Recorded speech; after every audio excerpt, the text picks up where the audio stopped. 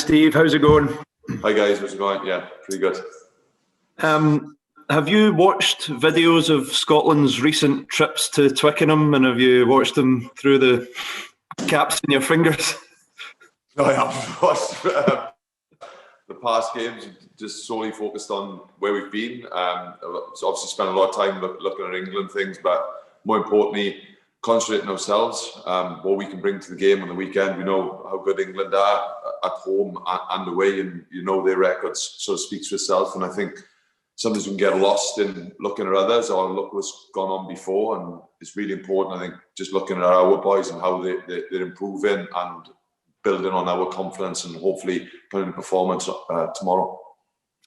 I mention it because particularly the opening stages in the last two visits, 2017 ended in obviously a very heavy defeat and a bit of a miracle to turn it around last time. But and it seems silly asking, but how important is it to just build your way into the game tomorrow? Because too often at Twickenham, the game's been gone before it's really got started for Scotland. Yeah, look, there's some team, and we wouldn't have been the first team to be put away by England in Twickenham. But I agree, the start is really important, and you know things may not go your way early doors because they're going to come up the blocks. But again, if we've got the ball, then hopefully we can impose ourselves on the game as well and flip the pressure. I don't think it's tomorrow we're thinking about absorbing pressure. It's hopefully when it comes on, it's sticking true to who we are and riding out the storm, because that will come at some point in the game. But hopefully, when we have the ball, then we can add a little pressure and make it tough for England too. England will always feel that they can have the edge in terms of the power game over Scotland, but do you feel this tougher Scotland, this more defensively resilient Scotland, are now equipped to deal with that and hold their own? Yeah, I think at the end of the day, we've got boys playing the Prem, playing high level. They're in there week in, week out. I think physically our boys match up. I know England got absolute like the consistency in their team and the depth of squad they've got, but ultimately we have to believe in ourselves and represent ourselves as best as possible. And I think over the last sort of year we've done that, and it's an amazing test for us on the weekend. We really want to keep improving and building our defence and being challenged by one of the best teams in the world. And I think it's just being confident in our own ability and sticking to what we are. I know Hoggy mentioned it earlier, it's trusting our systems, and every defensive system, there's flaws, there's little cracks in it, but trusting it and trying to impose yourself on the game in your own style. And I think that's really important going there tomorrow. Is we know the storm will come at some point, but let's see if we can really stick to who we are and what we are, and then sort of see the storm past.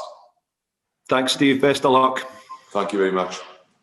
Hey, Steve, a lot of eyes on Cam Redpath making his debut tomorrow.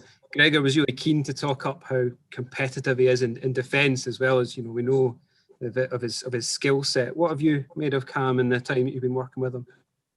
Oh, it's been fantastic to get close to him and see him in action. You obviously watch a lot of footage of him playing for Bath, but yeah, exceptionally competitive.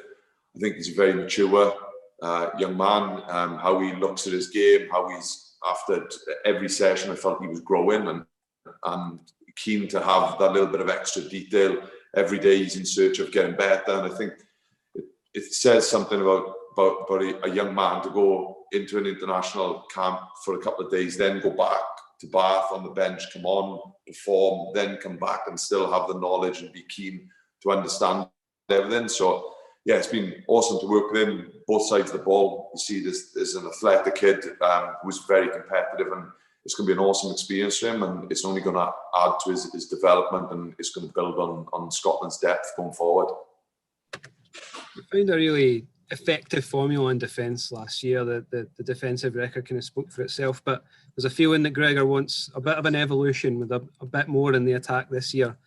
When you're kind of looking at that and the way that it might change the overall plan on the eve of a match like this, are you excited about how it's all going to come together? Are you excited about the next stage of this Scotland team?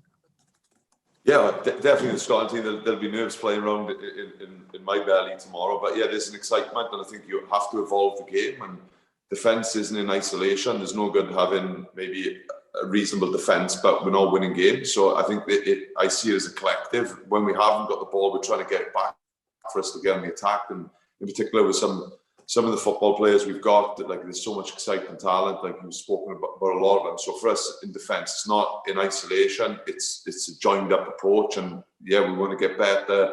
I know Greg has mentioned in the attack, but our defence as well, we need to grow and become better and test ourselves against the best in the world, which we'll do on the weekend. And with the game evolving, we've got to find spaces and attack in different ways, but we have to find a way then to adapt the defence to actually slot in and help the attack become better. Cheers, Steve. Thank you.